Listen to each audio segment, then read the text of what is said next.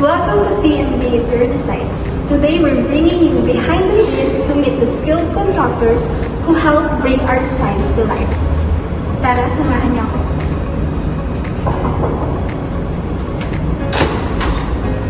Hi. Morning. Morning. Come with me and let's see kung paano i-implement na Engineer Ken at ng buong Dev Construct team ang design ng CMB Interior Design. Hello, Engineer. Hi. So, let's see kung ano ba naging status ng construction natin. Sige. So now, nagka-final na lang kami. So, nagsisettle lang kami ng mga final things and inaalay na lang namin yung mga bagay-bagay dito sa cabinet natin, dito sa may living room. And then we're done. So, pwede na natin ito pakita kay owner na i-turn over na sa kanya. So, let's see about this design. So, mayroon ba tayong special feature dito or something? Okay. Yung special feature nito na design ng CMB, kung makakita nyo, meron siyang gold frame in a glass with lights. So, napaka-elegant niya tignan. And then, in the other side, meron tayong secret storage na pwede natin siyang malagyan ng things. So, ito siya na. So, yan. So, ang finish nito is Duco with PVC fluted panel. So, kinuha natin yung pinakamanipes na fluted panel para at least mag-align siya dito sa dinesign ni CMB na gold aluminum frame.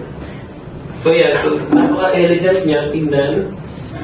Napaka-simple pero sobrang ganda. Sobrang mahal siya tignan. And then, nga pala, dito sa side na to, kasi nagkaroon tayo ng conflict regarding sa mga sprinkler. So, naka-embed siya dati sa dito sa wall na yan. So, in terms of the regulation ng fire code, bawal siya matakpan talaga. So, nirequest natin sa third party ng admin para ma-adjust siya dito sa may cabinet space natin. So, ganyan na yung ginagawa. So, kamustahin naman natin ang ginagawa ng team ng Dev Construct para makita natin ang implementation ng designs ng school. Excuse me po, sir. Hello ma'am, good morning. Kamusta po kayo? Ayos na po. Ano pong name nila? Gerson po. Sir Gerson po. So, ano pong mostly ginagawa niyo sa construction? Ako nga pala electrician ng Dev Construct. So, dyan po sa ginagawa niyo, ano po ba yun? Ito, para sa internet. Itong outlet na to, saksakan po. Para maitago na. Hindi masira sa design ng CMB. So far po, may naging challenge na po ba kayo dito sa construction? Marami. Mga naging challenge ko dito yung paglilipat ng mga supply. Yung galing dyan, papunta dito. Tapos minsan, mga troubleshoot. Pahirapan pa-supply. So, I can see naman parang sobrang pulido naman po nung nagagawa niyo. So, thank you so much po. Thank you so much for this, sir. Thank you.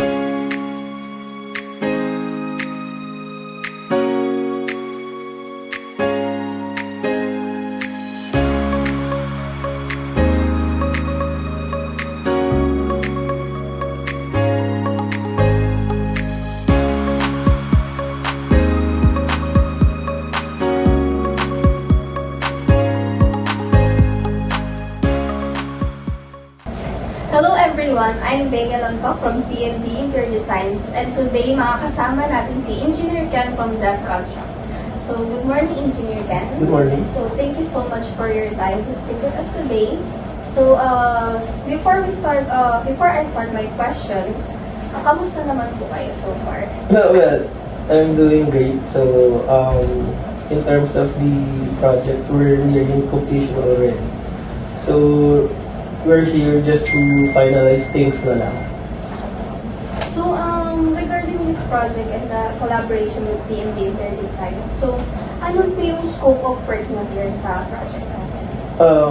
We are the general contractor for this project. So, we cater the shell design, the ceiling, paintworks, tiles, and everything.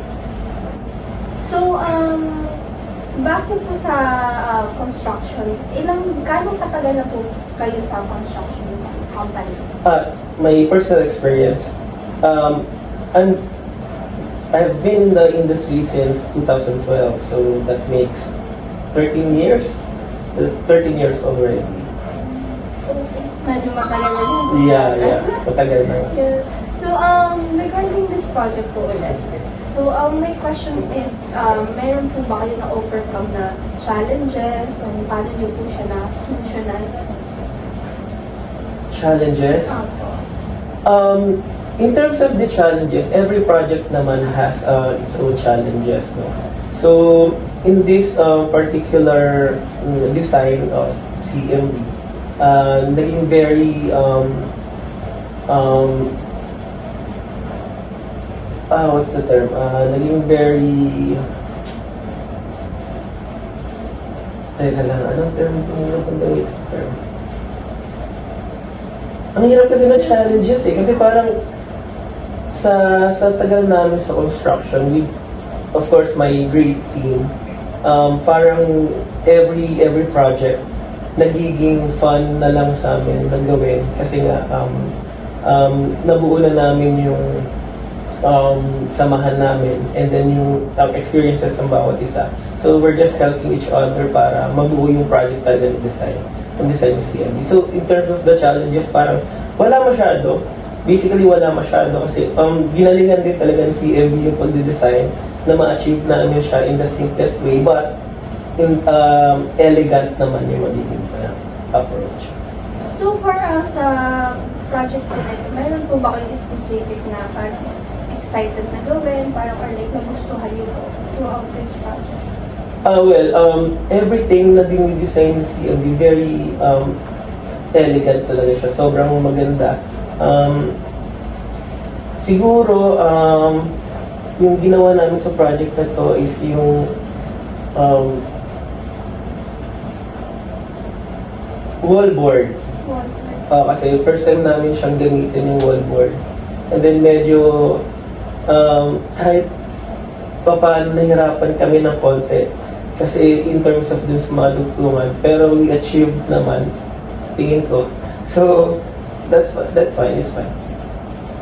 So, in different naman po. So, on the note, what do you love the most po sa field of work now as an engineer? What we love the most? In terms of fit-out construction, what we love the most is to see the client happy na na-achieve niya yung gusto niyang design. Of course, with the help of CMB sa pag-design. So, we're just executing it. Pero ang sarap sa feeling na kapag dating ni owner or pagpasok ni owner sa unit, mapapawaw siya dahil din sa paggawa natin. So, talagang parang nilook forward po talaga natin na maibigay sa client yung vision nila. Yes, of course. That's the number one priority talaga natin. So, ibigay natin kung ano yung dream Yeah. ni client na tirahan. Yes.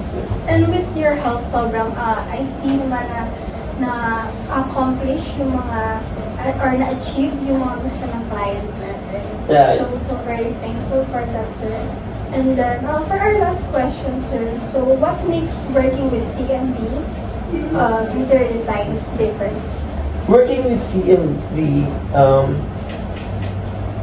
what I like the most with the CLB team is they bring out the best dun sa mga possible na units na ginagawa natin. So, every corner na meron silang inputs na napapawaw din talaga kami. And then, na-excite kaming gawin every time kasi gusto na namin makita yung endless one na maganda talaga. So, yun yung pinakagusto kay CLB. Sobrang lawak nung design knowledge niya in terms of fit out and renovation. So, we're so thankful po sa inyo, kay Engineer ka, and then sa Dam Construction, the team also. Kasi, konti na lang, parang makikita na natin, mabubuo na natin yung space ni client. So, I can't wait, or we can't wait also talaga na makita, or ma-project turnover na natin. Yes, So, yes. thank you so much again, sir. Thank you. Thank you, sir. Thank you.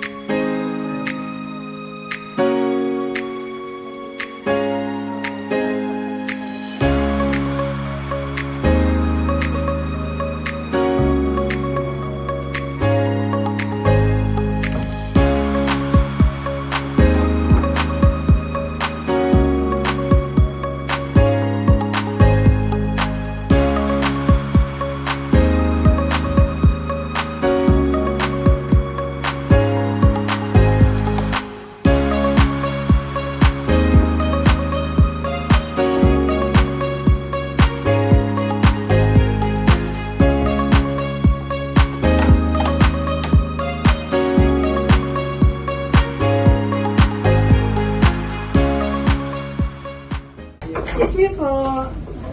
Good morning po. Good po, ma'am. Ano pong name nila? Renmar Base po. Renmar po. Renmar Base po.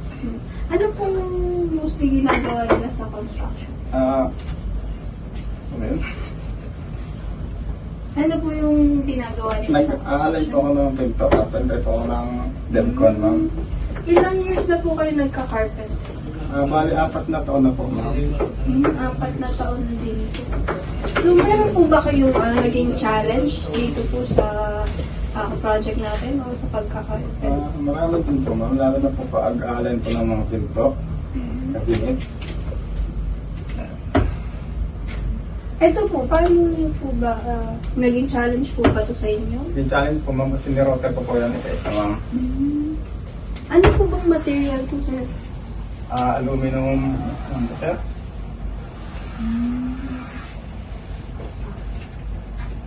Thank you so much po. So, thank you so much po, Engineer Ken. Thank you, Sa thank time you. po. Thanks for sa team visiting. po, opo. Thank you po. Thank you so much po sa time. Sa tour po ng construction. Alright. Thank you so much. And see you again po sa next Yeah, sure, project. for sure. Bye-bye po. Bye. Bye-bye. Let's go!